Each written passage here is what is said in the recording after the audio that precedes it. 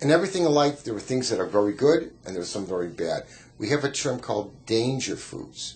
These are foods that we don't want they get because if they get it in, there could be a danger. For instance, it would be you want to give nuts.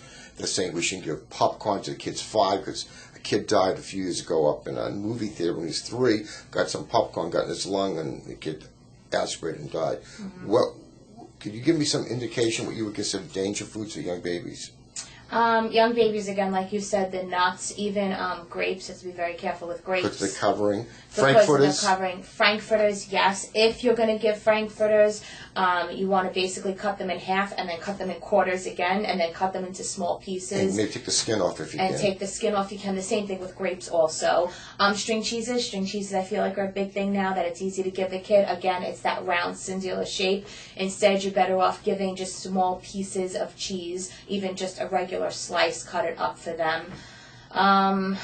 Any food that can get in the lung that can't be broken up by the liquid and absorbed is probably going to be dangerous to the kid. Mm-hmm. And any food that you get in the lung that can occlude a breathing passage, mm-hmm. and that's virtually anything. I think the opening of the breathing passage is the diameter of a straw you have mm-hmm. to think about. Right. If something is not smaller than that, we get a problem. Is that correct? Right, yeah. So if you're not sure, you should check with your doctor.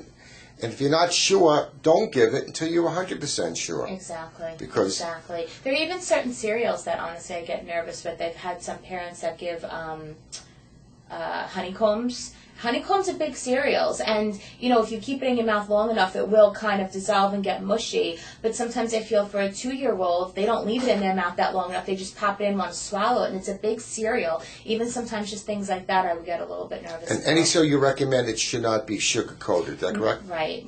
Add as little sugar as possible. Almost every single cereal has some amount of sugar added to it. I recently just did a search on that. However, you do want to have more of a healthier, whole grain, not sugar added cereal. Be aware of those Lucky Charms that they tell you a whole grain. Use your gut. If you know certain cereals, whether they're sugar cereals or a healthy cereal, go more for the whole grain healthy cereal. I thank you very much.